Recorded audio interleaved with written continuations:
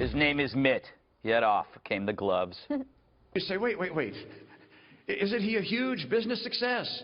Doesn't he know what he's talking about? No, he isn't. And no, he doesn't.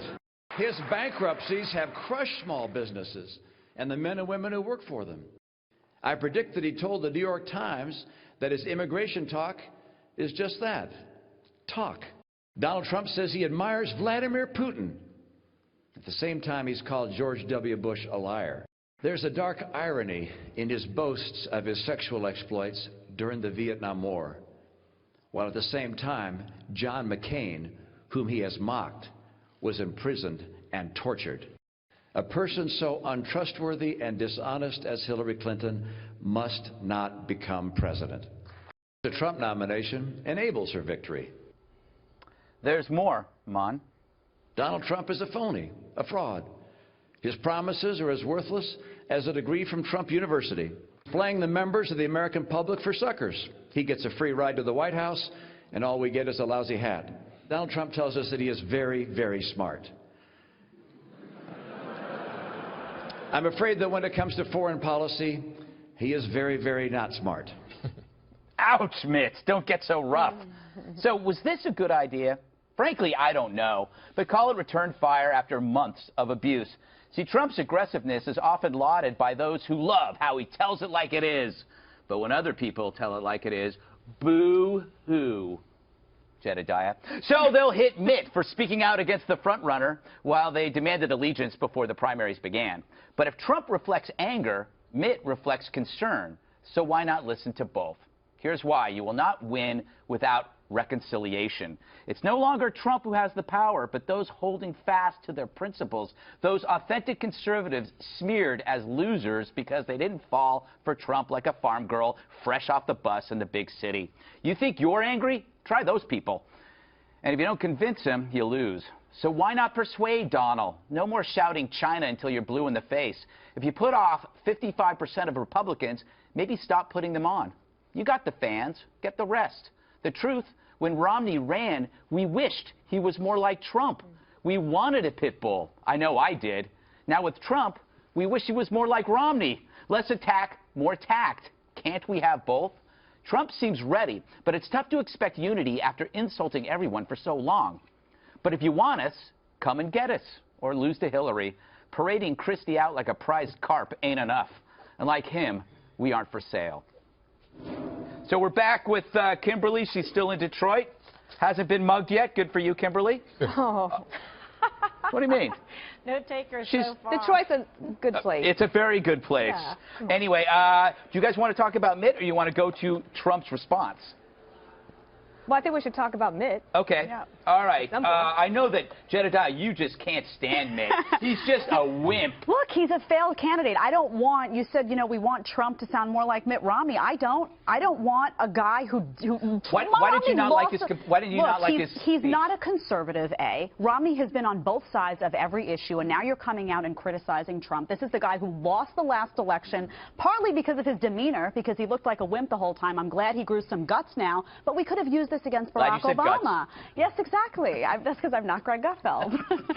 But, you know, it's ridiculous that you have the failed 2012 GOP guy coming out and speaking out against the GOP frontrunner right now. Yeah. The timing is ridiculous. I think he looks ridiculous. I don't know who put him up to this. I would love to know who's behind the scenes, but it helps Trump. Maybe John McCain can come out next and give a speech that's anti-Trump to boost his numbers a little bit more. These are the guys who lose elections. So if you want to come out and you want to endorse a Marco Rubio, fine. You want to come out and throw your hat in the ring, that's fine. But if you're going to come out just to pick on the front runner when you're a guy who's been on both sides of every important issue, there were websites devoted to which Mitt are you going to vote for last time around. So this isn't your guy. It's unusual, though, because Trump is on both sides of every issue, too, but you don't mind that. No, you don't mind that at all. No, I didn't say that at all. So do you have a problem with Trump being on both sides? I do. I've often said on air that I don't know what Donald Trump will actually do when he gets into office, and that's a concern of mine. What I have a problem with is people who will now look to Mitt Romney and say, oh, well, this guy is a great guy. He's trying to bring conservatives together. He's out there quoting Ronald Reagan. Quoting Ronald Reagan does not make you a conservative. Your record does. So I have a problem with it when it comes to Donald Trump, and I have a problem with people who support Mitt Romney but somehow pick on Donald Trump for the same thing. Be intellectually consistent. Well, there were definitely some people who wanted him to run in 2016, including Ann Coulter. So maybe he is a conservative, too. Mitt Romney? Yes. Maybe he's evolved. Maybe he's evolved. But then be consistent and say, well, then maybe Trump has evolved. I just don't see the benefit to having this guy come out now and give a long speech devoted to picking on the GOP frontrunner. But target Hillary Clinton. He picked on everybody, including the, quote, establishment. And you're upset that somebody fights back. He's running for office, though. Donald Trump is running for office. He's picking on the establishment. So only he can be critical. No, but tell me, I mean, Mitt Romney, really? The guy who lost the last election? I think he was standing up for a lot of people who felt that they'd been impugned for 6 months. I think that what he's doing is he's telling that the public is voting for Trump. Republicans right now are backing Donald Trump. So, you know, Mitt Romney can take on the general public if he wants, but I guarantee you this helps Donald Trump's numbers. Not all Republicans. You'll That's see. the problem. You will see what happens. Quickly, because I got to get to KG. It's not all Republicans. So Eric and I have been fighting over for a week, and 2/3 of Republicans are not voting for Trump. But the thing is, he's not alone. Today was what 50 foreign policy experts came out and said, this guy will damage America in the world. He'll damage the economy, damage foreign relations. It's not just Mitt Romney. And remember, if there's an establishment right now, you put him down as a loser. I don't know about that. I think that John McCain, Mitt Romney are seen as the leaders of the Republican brand in this country. According to whom? Can I push back on that? Sure, please. They're seen as the leaders of the past Republican brand in the country. Well, there's a new brand of republicanism. Yeah, because the party. But what is that brand, though? Whatever it is. Anger. It certainly arose from an anger, and we'll find out what it ends up being if and when Donald Trump is nominated, and if and when he beats. But can other people be angry too about being called so many names as lifelong conservatives? Can we just talk about what that was today? It was Mitt Romney coming out and making a very passionate speech and very poignant speech, no doubt. But why? I mean, Jedediah points out what was the reason, and I would agree with Jedediah in this, that if you have that much passion for it, then put your hat in the ring. Then do Good it. point. Get in. You can still get in. You probably won't win, but you'll stop Donald Trump from getting the 1237 he needs. You can get California, you can get a couple other states, and Trump doesn't get the delegates. But you're not going to do it. Why not? Because you don't want to look like a third-time failed candidate.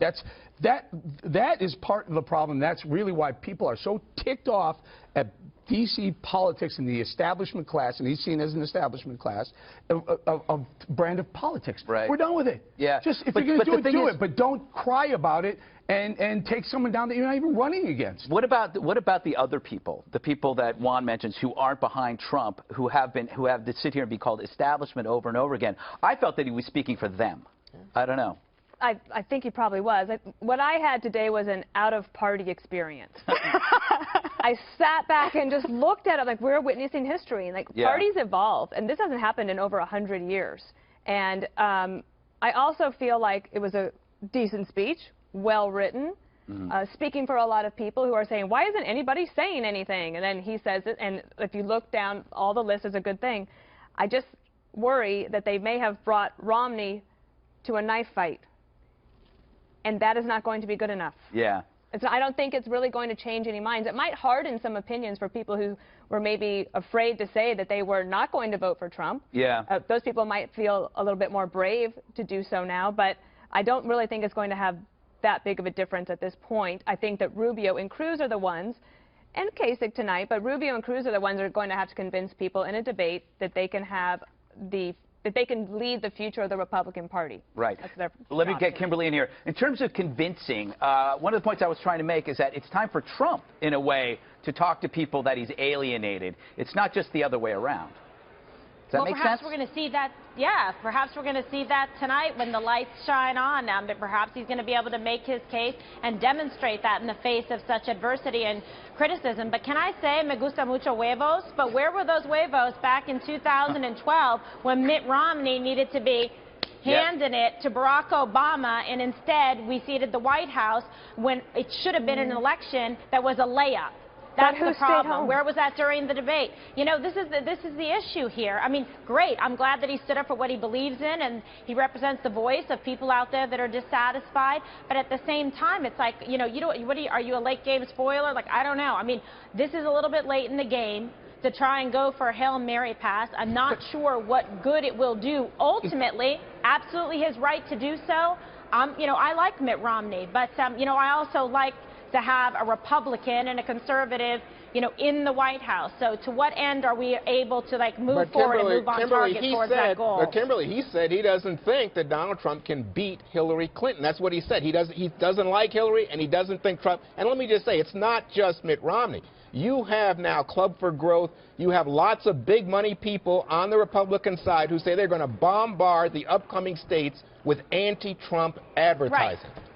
Sure, and in anything you have to look at what are people's motivations, what are their certain special interests behind what they're doing by the statements that they're making, the attacks that they're making, you know, going forward. You know, like Mitt Romney is someone who sought out Donald Trump's endorsement, right? So, but then they've been back and forth about that today. So there's a lot of factors in play, which, by the way, makes for great television tonight in terms of the viewers getting great answers television, to those but specific let's talk about what questions. this really is. This is an established, call them something else, D.C. In-place D.C. elites who said it can't be Trump at all costs. So Marco Rubio has zero path to the nomination, yet he stays in. John Kasich has zero path to the nomination. He stays in so that Donald Trump doesn't get 66 delegates in Ohio. And Mitt Romney comes out now and says, anyone but Donald Trump. They are so deathly afraid of a changing of the guard in D.C. that they're doing everything in their power to do it. And frankly, I agree with you, Kimberly, a little too late. Yeah, and I'm not so sure. We got to tease. That's the problem. We got to tease. Okay, well, that's what I'm here for. What if somebody has a concern for the country over the party? You can't you don't know the intent. It could be about the country and not the party. Does Kasich really think he's going to be the nominee? No. No, that's right. But you were talking about Romney. Yes, he actually might care more about like when he endorsed Trump a few years ago. And Trump gave money to Hillary. No, what about that? Not happening. What about that? No. How much money did Romney give to Hillary? But he supported Trump. He told us how great he was. We have tons of clips of that. All right, I got to go. If they truly hate Trump and they want to make sure he's not the president, why doesn't Rubio, Kasich, and everyone drop out and put your support behind Ted Cruz? Fair point. Fair point.